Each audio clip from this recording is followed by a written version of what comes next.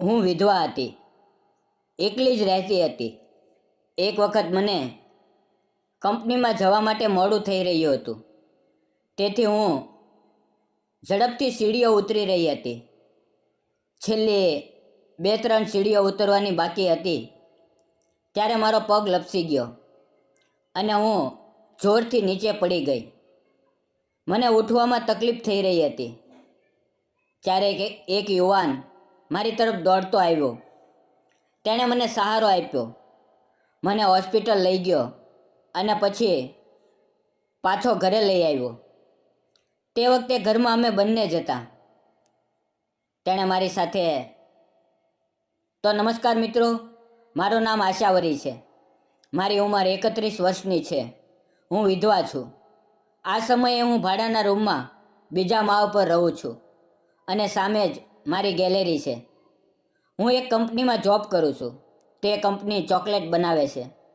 રવિવારે કંપનીની રજા હોય છે, તેથી હું તે દિવસે આરામ કરી રહી હતી. તે દિવસે હું સવારે થોડી મોડી ઉઠી, નાહી, ખાવાનું બનાવ્યું અને કપડાં ધોયા. પછી તે કપડાં લઈને ગેલેરીમાં સૂકવવા માટે ગઈ. અચાનક મારી નજર સામેની ગેલેરી તરફ ગઈ. સામેની ગેલેરીમાં મને એક યુવાન દેખાયો. તે લગભગ મારા કરતાં 1-2 વર્ષ મોટો હશે અથવા મારી જ ઉંમરનો હશે. તે જોવામાં ખૂબ હેન્ડસમ હતો, પરંતુ મને આશ્ચર્ય એ વાતનું હતું કે તે ગેલેરીમાં કપડાં સૂકવી રહ્યો હતો. અમારે અહીં હંમેશા સ્ત્રીઓ જ કપડાં સૂકવે છે, પરંતુ મેં પહેલી વખત કોઈ પુરુષને આમ કરતા જોયો. તે પહેલાં ઘણા દિવસોથી સામેની ગેલેરી ખાલી જ દેખાતી હતી. ત્યાં કોઈ રહેવા આવતું નહોતું.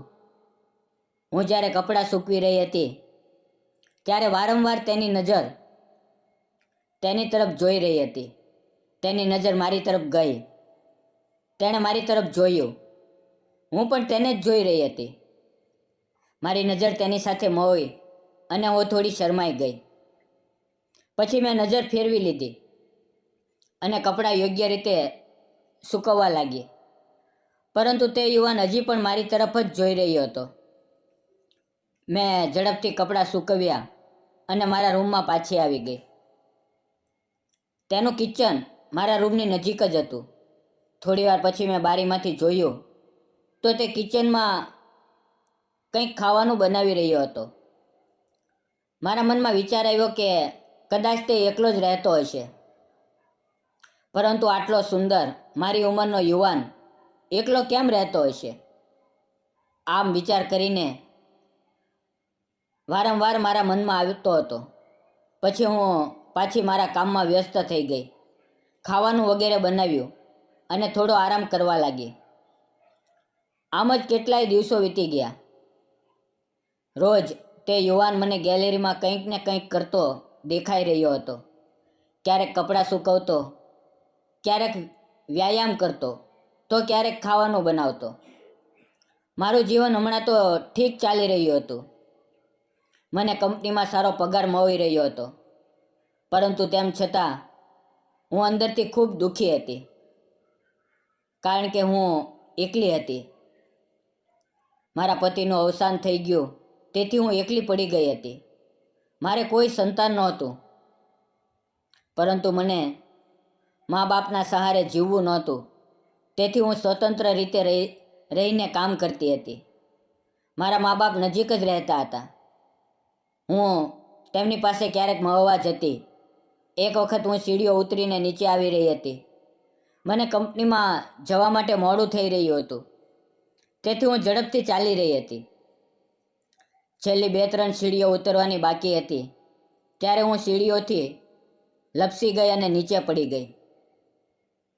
મારા પગમાં મચકોડ આવી ગઈ હતી. હું જોરથી સીચ પાડી. મને ઉઠવામાં ખૂબ તકલીફ થઈ રહી હતી. મારો અવાજ સાંભળીને કોઈ દોડતું આવ્યું. તેણે મને સહારો આપ્યો. મને એક પગ જમીન પર ટેકવવામાં પણ ખૂબ દુખાવો થઈ રહ્યો હતો. તેણે મને એક તરફ બેસાડી. પછી તે ઉપર તરફ દોડી ગયો. થોડી જ વારમાં એક બોટલમાં પાણી લઈને આવ્યો અને મને પીવડાવ્યું. પાણી પીધા પછી મને થોડો આરામ આવ્યો. મેં તેની તરફ જોયું અને ત્યારે ધ્યાનમાં આવ્યું કે તે સામેની ગેલેરીવાળો યુવાન જ છે. મારા પગમાં ખૂબ દુખાવો થઈ રહ્યો હતો. મારા માટે એકલા હોસ્પિટલ જવું શક્ય નહોતું. તે બોલ્યો, 2 મિનિટ રોકાઈ જાઓ, હું હમણાં આવું છું. તે તરત જ પાર્કિંગમાં ગયો. તેની 2 વ્હીલર મારી સામે લાવીને ઊભી કરી. સ્ટેન્ડ પર ગાડી લગાવી મને હાથથી સહારો આપીને તે ગાડી પર બેસવાનું કહ્યું. તે જાતે આગળ બેઠો. પછી અમે ગાડી ચલાવીને સીધા હોસ્પિટલ ગયા. હોસ્પિટલની સામે તેણે ગાડી રોકી, ગાડી સ્ટેન્ડ પર લગાવી, મને સહારો આપ્યો અને બોલ્યો, એક પગ પર ઊભા રહો, હું છું ને. તે પણ ગાડીમાંથી ઉતર્યો. તેણે મારો એક હાથ તેના ખંભા પર મુકાવ્યો અને તેના ખંભાના સહારે હું લંગડાતી એક પગ પર ચાલવા લાગી. તે મને સીધો હોસ્પિટલમાં લઈ ગયો. હું દુખાવાથી તડપી રહી હતી. હું તેની તરફ જોઈ રહી હતી. ત્યારે ડૉક્ટર આવ્યા. તેમણે મારા પગનું એક્સરે કર્યો, સારી રીતે ચેકઅપ કર્યું. વધુ કંઈ ગંભીર નહોતું, પરંતુ પગ મરોડાઈ ગયો હતો. એટલે કે સીડીઓ ઉતરતી વખતે મારો પગ વળી ગયો હતો અને તેની પર વધુ જોર પડવાથી નસોમાં ખેંચાણ આવી ગયું હતું. ડૉક્ટરે મને 5-6 દિવસનો સંપૂર્ણ આરામ કરવાની સલાહ આપી. તેમણે મારા પગ પર કપડાનું બેન્ડેજ બાંધ્યું, જેથી પગને સહારો મળી શકે. તે યુવાન મારા માટે ખૂબ દોડધામ કરી રહ્યો હતો. ડૉક્ટરે મને ઇન્જેક્શન આપ્યું, કેટલીક દવાઓ લખી, જે તે મેડિકલમાંથી લેવા ગયો.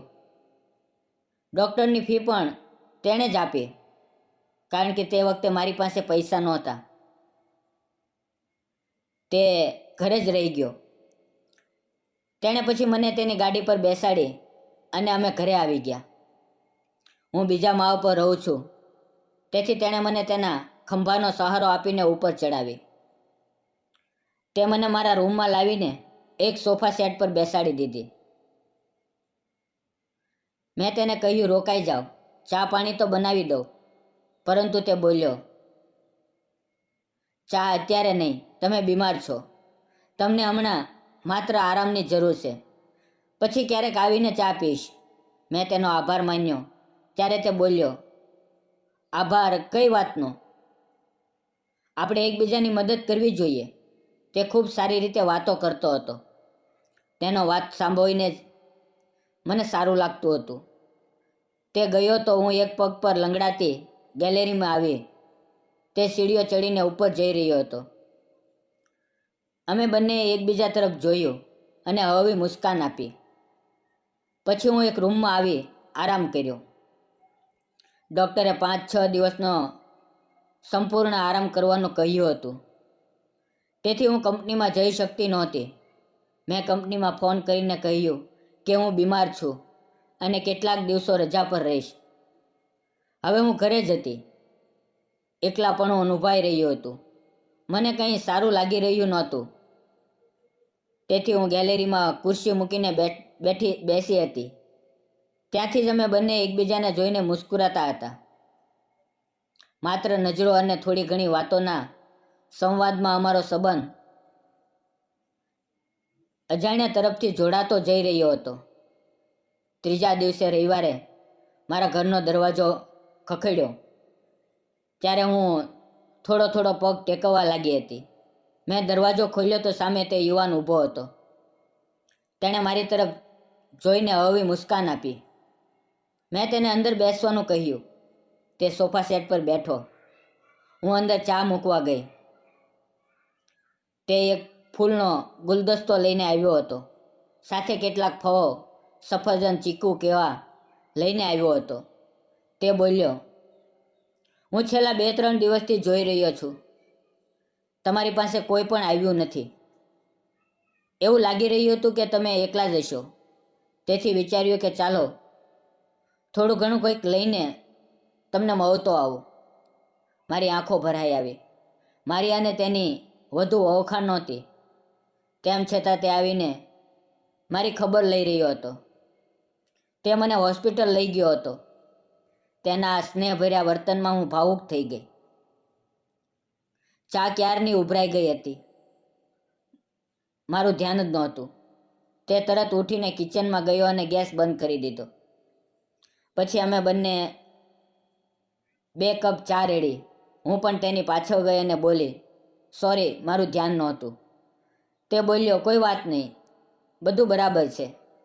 તે ખૂબ સીધા સ્વભાવનો હતો. તેણે મને 1 કપ ચા આપી અને બીજો જાતે લીધો. અમે બંને સોફા ઉપર સામે સામે બેઠા હતા. ચા પીતા પીતા અમે બંને એકબીજા તરફ જોઈ રહ્યા હતા. તે બોલ્યો, હવે તબિયત કેવી છે? હું બોલી, હવે સારું લાગી રહ્યું છે. હવે થોડું થોડું ચાલવા લાગીશું. પગ પર વજન આવી રહ્યો છે. પછી અમે એકબીજા વિશે વાતો કરવા લાગ્યા. મેં તેને કહ્યું, હું તમને ઘણા દિવસથી જોઈ રહી છું. તમે એકલા જ રહો છો ને? ઘણી વખત તમને ખાવાનું બનાવતા અને કપડાં સૂકવતા જોયા છે. તમારા લગ્ન થયા નથી કે? તે બોલ્યો, થયા હતા, પરંતુ મારી પત્નીનું લગ્ન પહેલાં કોઈ અન્ય પુરુષ સાથે પ્રેમ હતો. પછી એક દિવસ મેં તેને તલાક આપી દીધો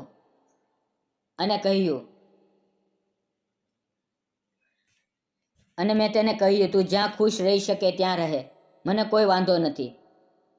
તે તેના પ્રેમી સાથે રહે છે, આઝાદ છે. મેં તેને કોઈ તકલીફ આપી નથી. આમ પણ મને એકલા રહેવું પસંદ છે. જો અમારું મન સાફ હોય તો અને કોઈનું ખરાબ ન કર્યું હોય તો અમને પણ શાંતિ મળે છે. તેની વાતો મને ખૂબ પસંદ આવી.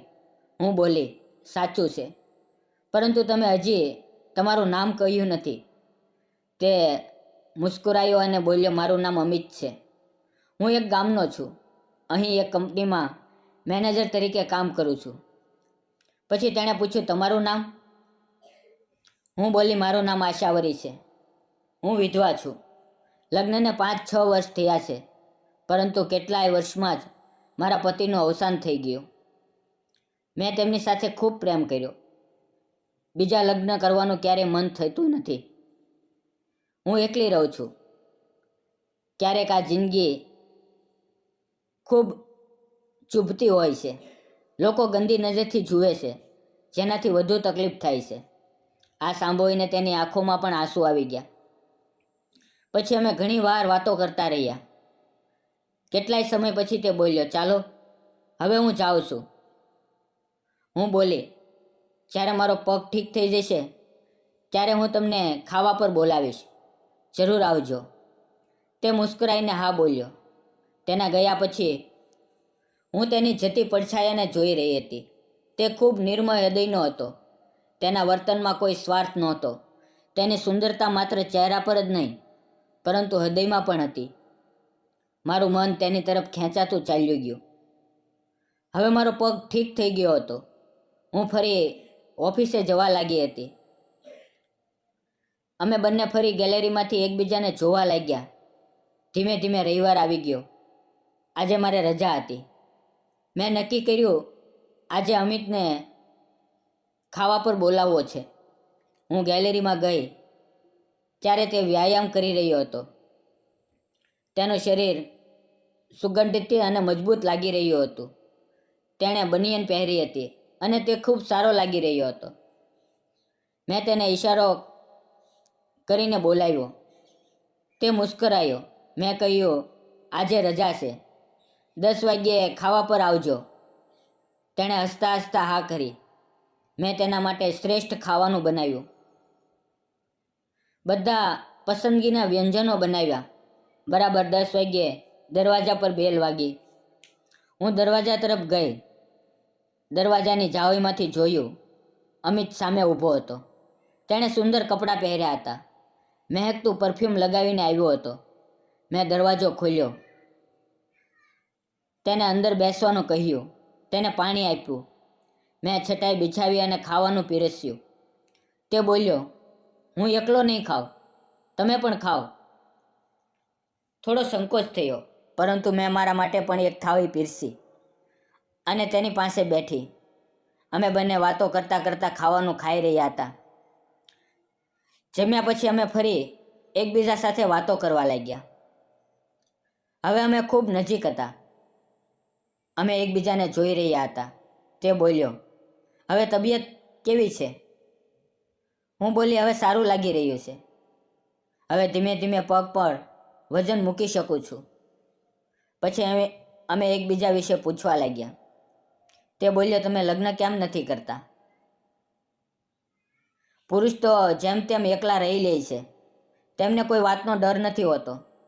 પરંતુ એક મહિલાને એકલી રહેવું, આજકાલની દુનિયામાં અજીબ વાતો થાય છે. કોણ કરશે મારી સાથે લગ્ન? મારી ઉંમર 31 વર્ષની થઈ ગઈ છે. મેં ઉદાસીથી કહ્યું.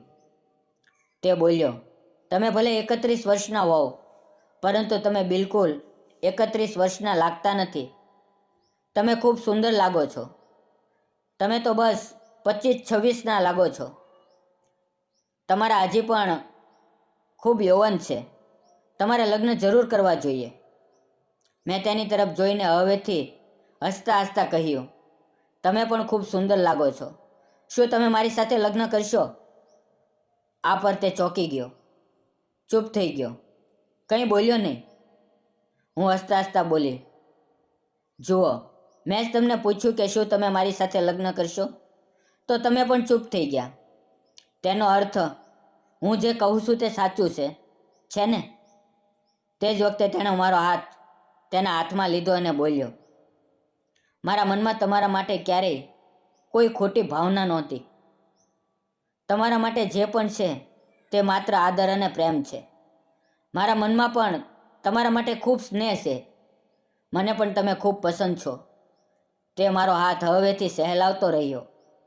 મારો કોમળ હાથ તેના મજબૂત હાથોમાં હતો.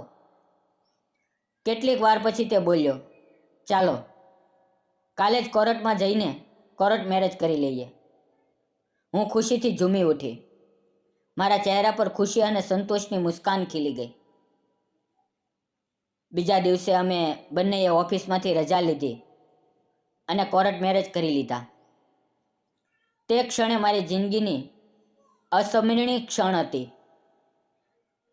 હવે અમે બંને એકસાથે રહેવા લાગ્યા છીએ. હું તેના માટે રોજ સારા પકવાન બનાવવા લાગી.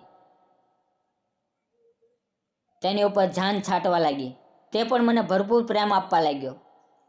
અમારું ઘર પ્રેમ, વિશ્વાસ અને ખુશીથી ભરાઈ ગયું.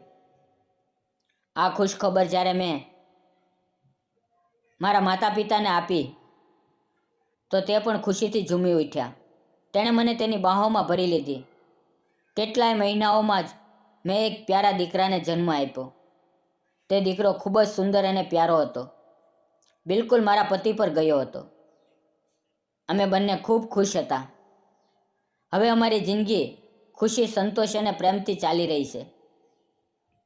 મિત્રો, અમે બંનેએ લગ્ન કરી લીધા. તમને શું લાગે છે કે જે સ્ત્રી પુરુષના પહેલા લગ્ન થયા હતા, પરંતુ કોઈ કારણસર તેમના પતિ કે પત્નીનું અવસાન થઈ ગયું, તેમને ફરીથી સાથે આવવું જોઈએ કે જિંદગીભર એકલા જ રહેવું જોઈએ? તમારો શું અભિપ્રાય છે? કૃપા કરીને અમને કોમેન્ટ કરીને જરૂર જણાવજો.